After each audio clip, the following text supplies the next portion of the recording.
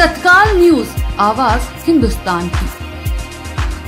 गोवर्धन मगोरार थाना क्षेत्र के एक गांव में हुए दुष्कर्म की घटना के बाद मंगलवार को समाजवादी पार्टी के महासचिव एवं राज्यसभा सांसद रामजीलाल सुमन पीड़िता के घर पहुंचे। उन्होंने परिजनों से मुलाकात कर उनका हालचाल जाना और संभव मदद व न्याय दिलाने का भरोसा दिया।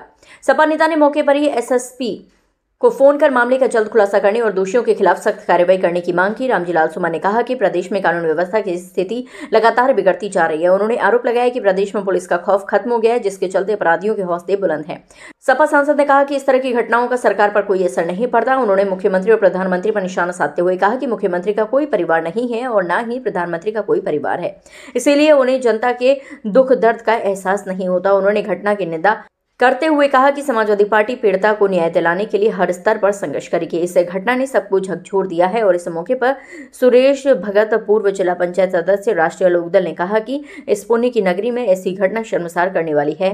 एवं हेमराज सिंह ने भी इस घटना पर दुख जताया और परिवार को हिम्मत बांधते हुए दिखे। जंगली जो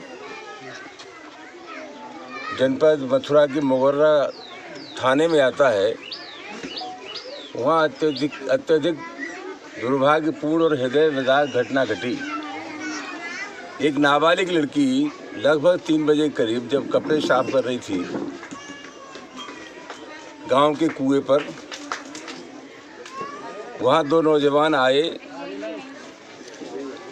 लड़की को ले गए और बगल के मंदिर में उसके साथ व्यभिचार किया। यह अत्यधिक दुर्भाग्यपूर्ण और हृदय विदारक घटना है। और सबसे अहम सवाल यह है कि ये जो घटनाएं हो रही हैं उसका सबसे बड़ा कारण तो ये है कि पुलिस का इकबाल काम करता है, खौफ काम करता है, पुलिस की संख्या काम नहीं करती। पुलिस का बदमाशों पर एक मनोवैज्ञानिक प्रभाव काम करता है और मुझे लगता ये है कि पूरे उत्तर प्रदेश में कोई मनोवैज्ञानिक प्रभाव पुलिस का नहीं है। इस प्रकार की घटनाएँ हृदय को झकझोरने वाली घटनाएँ हैं और इस पीड़ा को वही समझ सकता है जिसका परिवार हो। मुझे लगता है कि उत्तर प्रदेश और देश में जो घटनाएं हो रही हैं उसका एक मूल कारण ये भी है कि इस प्रकार की घटनाओं का जो असर सरकार पर होना चाहिए वो असर सरकार पर नहीं हो रहा है। ये दुर्भाग्यपूर्ण कहें कि उत्तर प्रदेश के मुख्यमंत्री का भी कोई परिवार नहीं है और देश के प्रधानमंत्री का भी कोई परिवार नहीं है। तो घटना बहुत महत्वपूर्ण है और सबसे बड़ी बात यह है कि कहाँ है वो योगी आदित्यनाथ का बुलडोजर। मुझे लगता है कि इस उत्तर प्रदेश में बुलडोजर भी लोगों की जाति और धर्म को लेकर के चलता है।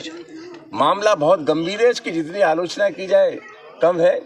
ये दलित और निर्धन परिवार है और पूरे उत्तर प्रदेश में बाढ़ सी आई हुई अपराधों की। मैं समझता हूँ जिस तरह की स्थिति है, अपराधों पर कोई नियंत्रण नहीं है।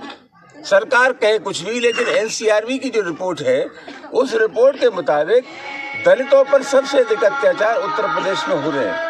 उत्तर प्रदेश की सरकार बिल्कुल नकारा और निकम्मी सरकार है, अपराधों पर कोई नियंत्रण नहीं है और मैं समझता हूँ कि लंबे सिलसिले से हम मांग करते रहे अधिकारियों के खिलाफ। अब एक ही मात्र विकल्प है कि उत्तर प्रदेश की सरकार को बर्खास्त कर दिया जाए।